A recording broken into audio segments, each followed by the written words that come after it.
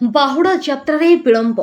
ନବମୀ ସନ୍ଧ୍ୟାରେ ଉପନ ଭୋଗ ପାଇଁ ପ୍ରତିବର୍ଷ ବ୍ରାହ୍ମଣ ସମାଜକୁ ଆର୍ଥିକ ସହାୟତା ଦିଆଯାଉଥିବା ବେଳେ ଏବର୍ଷ ସହାୟତା ଦିଆଯାଇ ନାହିଁ। ବ୍ରାହ୍ମଣମାନେ ଏନେଇ ଗୁଣ୍ଡିଚା ମନ୍ଦିର ପରିସରରେ ଧାରଣାରେ ବସିଛନ୍ତି। ଚତୁର୍ଥା ମୂର୍ତ୍ତି ରତ୍ନ ସିଂହାସନରୁ ଓହ୍ଲାଇ ବସିଛନ୍ତି। କେତେବେଳେ ପହଣ୍ଡି ହୋଇ ବିଜେ ହେବେ ରଥରେ। ଭକ୍ତଙ୍କ ମନରେ ଆଘାତ ସୃଷ୍ଟି ହୋଇଛି କୋହ କୋହ କଣ୍ଠରେ ଜଗା ପ୍ରତି। ଏ ଅବ୍ୟବସ୍ଥା ପାଇଁ ସୁବର୍ଣ୍ଣପୁର ଜିଲ୍ଲାପାଳଙ୍କୁ ଦାୟୀ କରିଛନ୍ତି ମହିଳା ଭକ୍ତ।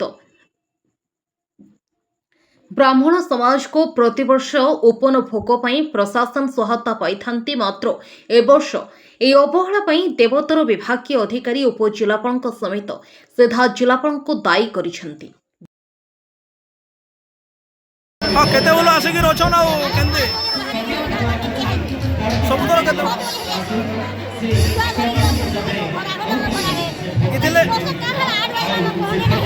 इथिले कहाँ के दायी करे प्रशासन के दायी करबे ना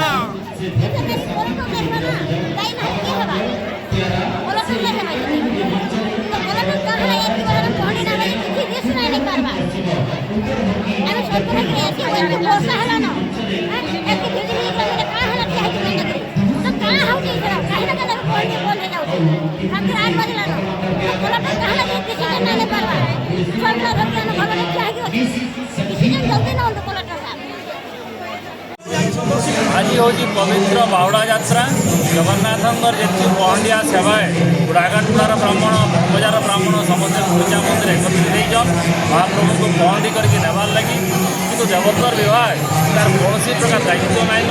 गत खाली नवमी तिथि था नवमी दिन उभय पड़ार जगन्नाथंकर पाखे स्वतंत्र भोग हुए से भोग पर कौन व्यवस्था कले नहीं नीति घोर निर्धारण कर देवोत्तर विभाग और देवोत्तर विभाग को डकाले भी कौन अधिकारी कौन कर्मचारी देवोत्तर मैनेजर निजे कई फोन ना उठाबार कहीं ना आबार ब्राह्मण समाज वाला भारी असंतोष और से अंत आसिक सहित किसी आलोचना कले भी नीति आगे बढ़ता नीति बढ़ी पार्बार नहीं।